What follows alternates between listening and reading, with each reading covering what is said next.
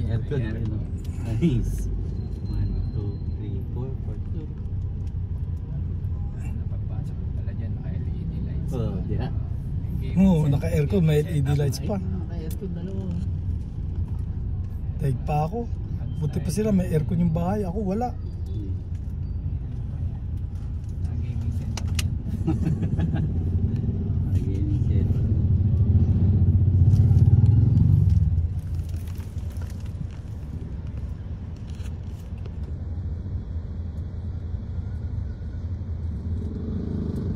Ito sumandal na lang oh. Yung ano. Sumandal na doon. Yung pagkagawa? Ito oh, parang kabingin. Mga bahay dito puro may aircon ano. Daig pa tayo. Maliwa.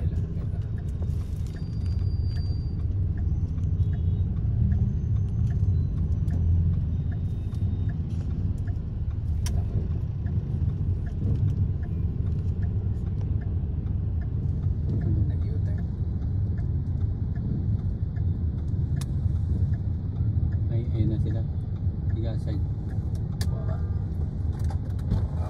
Bumaba na.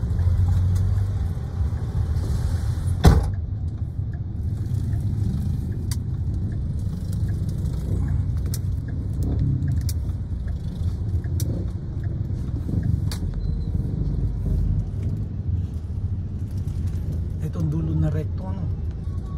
Pag diretso mo. Kaya dyan, pagpasundan niyo po itong kotse nito lahat. Okay. Binondominium ba yun? Itong dominium. Yung building na yun. Binondo. Binondominium yan. Oo. Binondominium.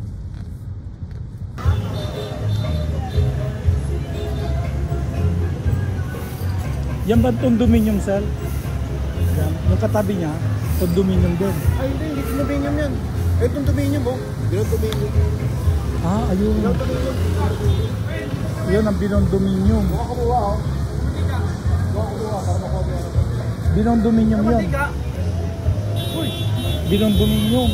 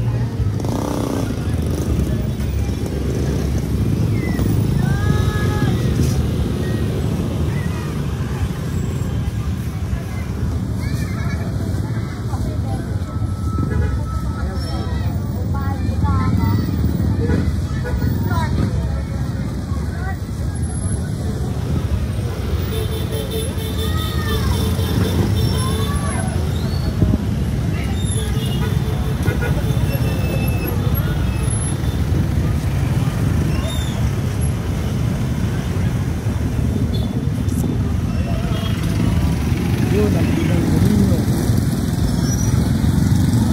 Housing unit para sa mga guest residents at informal settler na pinagawa ni Yorme. Dalawa to, binondominium 1. Binondominium 1. Pinagawa ni Yorme.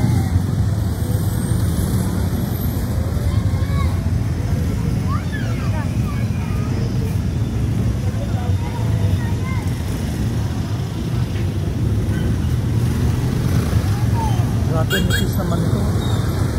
Pinakamanipis na building na nakita ko dito sa San Nicolas Bato, Binondo.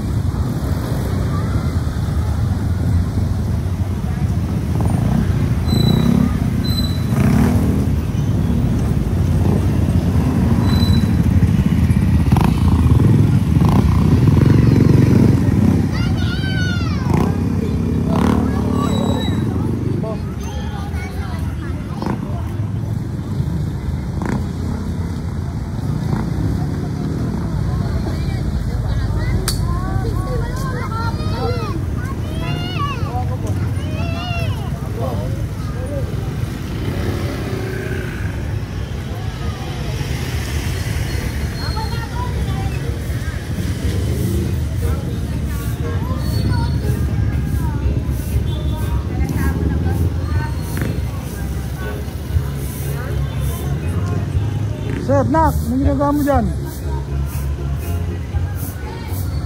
Ayun, maganda. May tower na yun.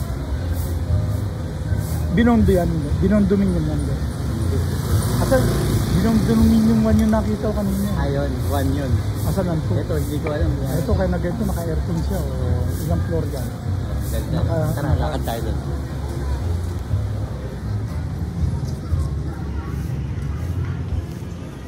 So baka makusunodaan tayo dito. Hirap nito lang. Hindi man tayo kagabi ito. Ano lang naman tayo.